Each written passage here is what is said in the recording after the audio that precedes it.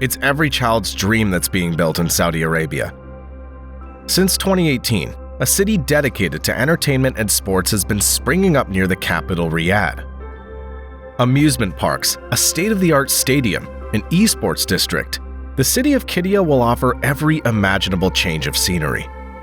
The vision of Saudi Arabia's crown prince, Mohammed Ben Salmane, is for this new city to become the country's tourism showcase. It's one of the key elements of MBS's Vision 2030 plan to diversify Saudi Arabia's economy away from its dependence on oil. This ambitious plan, funded by hundreds of billions of dollars, has led to the construction of numerous sites across the country. While some projects are well underway, others are in turmoil. This is especially true of Neom, the futuristic region where the line is set, which is sinking deeper into crisis, as we'll see at the end of the video. Today, we're off to Saudi Arabia to discover the fun city of the future, Qiddiya City. Our journey begins with a whirlwind of thrills. In search of prestige brands, Qiddiya City will be home to the Six Flags brand's first theme park outside of North America. This major collaboration will feature 28 attractions and 6 themed zones covering nearly 320,000 square meters. Roller coaster fans have been waiting with bated breath, especially since the unveiling of Falcon's fight. And that's only logical, because when it opens, the attraction will be nothing less than the longest, tallest, and fastest roller coaster in the world. Imagine a 3-minute, 4,300-meter ride that culminates at a height of 195 meters and a drop of 158 meters. And just to prove how outrageous the ride is, the top speed will be 250 kilometers per hour. According to the city's official website, the park's scheduled to open in 2025 and construction is 89% complete. Located 45 kilometers west of the capital Riyadh, not far from the rocky Tawake Mountains, Qiddiya will eventually be home to some 400 entertainment, sports, and cultural attractions. These will include theme parks such as Aquarabia, described as the largest water park in the region. It consists of 8 themed zones packed with slides and immersive experiences. According to Qiddiya City, 84% of the site's infrastructure has been built. Almost all of the rides have been delivered and several have already been installed in the park. Another much heralded upcoming construction is a gigantic park based on the world of the famous Dragon Ball manga. The park will be divided into 7 zones, each evoking a time or place from the iconic saga created by the late manga artist Akira Toriyama. Overlooking the complex will be a giant 70-meter statue of Shenron, the mythical wish-fulfilling dragon from the manga. More than 30 attractions, including 5 unique in the world, will also be unveiled. It remains to be seen when future tourists will be able to visit, as no opening date's been announced and no information about the construction site's been released. In addition to entertainment, Saudi Arabia also intends to make Qiddiya a world sports center. The site will be home to a new motor racing circuit that will be on the Formula 1 racing calendar from 2027. The kingdom is already home to the Formula 1 circuit in Jeddah, but the new circuit will be far more spectacular than the existing one. The track, designed by former F1 driver Alexander Wurz and architect Herman Tilke, will feature 21 turns, including one worthy of the video game Mario Kart. Called the Blade, it will rise to a height of 70 meters. Saudi Arabia, which loves records, could build the longest track on the calendar, with a lap of more than 7 kilometers. There's another kind of excess on the horizon, but in a different sport: football. The country is investing heavily in the sport, with the development of its national championship, the Saudi Pro League, proceeding apace. In recent years, world-renowned stars such as Cristiano Ronaldo, Karim Benzema, and Neymar have been recruited at a premium. The country's investing both domestically and internationally, as Saudi Arabia has been chosen to host the 2027 Asian Cup and, most importantly, the 2034 World Cup, a choice that's been condemned by many experts and international NGOs who point to suspicions of corruption in the awarding process. In order to host the competitions, Saudi Arabia wants to go all out, with the construction of stadiums, each more innovative than the last. And Qiddiya will host the most emblematic of them all, the Mohammed Ben Salmane Stadium. On the 3D presentations of the project, the stadium is breathtaking. Perched on a rocky outcrop 200 meters above ground, it will dominate the valley. To pay homage to the panorama, the stadium will not be completely enclosed. and part of the outer enclosure will not have a grandstand to allow views of the landscape. The stadium will seat only 46,000 for soccer matches, but can be expanded to accommodate 60,000 for concerts. Among the stadium's new features will be a retractable roof and LED walls that will cover the entire enclosure. Another promise is the creation of an artificial reservoir under the stadium to power its air conditioning system. To operate, the latter will collect rainwater to reduce its ecological impact, but only when it rains. Although excavation work's begun, it's hard to believe that the stadium will be finished by 2027. Organizers are aiming for 2034 and the World Cup. After that, the stadium will be the home of the Al Nassr club. So sport, but also esport, will be at the heart of Qiddiya. Once again, access is the order of the day. An entire 50-hectare district will be dedicated to esports and the video game industry.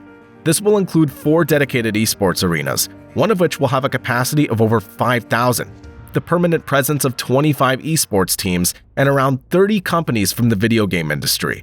The district will be able to accommodate up to 73,000 people at any one time. Numbers and infrastructure that could make Qiddiya the new mecca of the global video gaming world. In order to ensure that the area doesn't become deserted, with residents only coming from the capital Riyadh, which could be reached in 40 minutes, nearly 500,000 people are expected to live there. The city will be designed vertically, with at least 20% green space, hospitals, and schools. All in all, this new entertainment center will also become a real economic hub for the country, with official estimates pointing to the creation of 300,000 jobs in the long term. It remains to be seen if this city will actually see the light of day, or if it'll remain a 3D dream.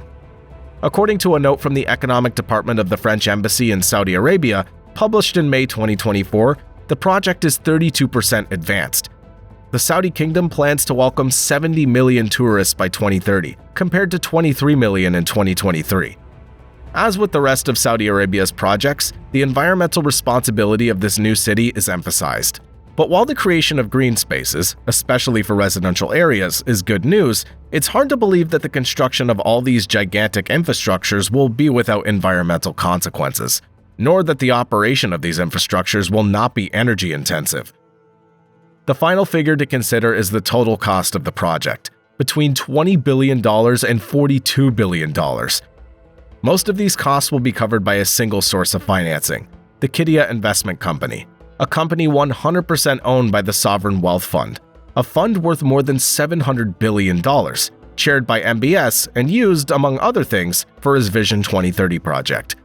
An extremely ambitious program to wean Saudi Arabia off its dependence on oil sales. Economic diversification requires an accelerated modernization of the country, and to achieve this, the Saudi Kingdom is sparing no expense.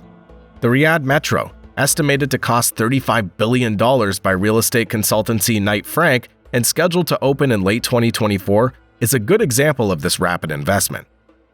Begun in 2012, the work was severely delayed and taken over by the Public Investment Fund in 2018.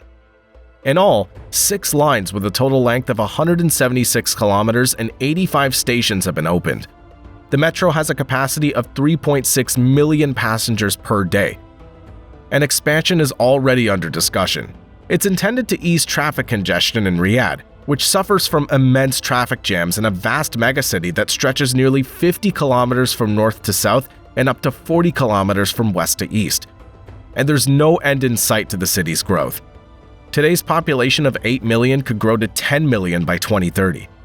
The year 2030 is symbolic for Riyadh in more ways than one, because that's when the city will host the World Expo for 6 months, an impressive showcase that will allow Saudi Arabia to shine as brightly as possible.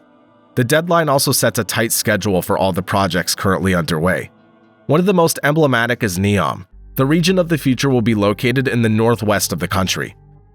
Sindala, Trojena, Oxagon, and of course, The Line. All the locations of this vision of the future have already been detailed in a previous video.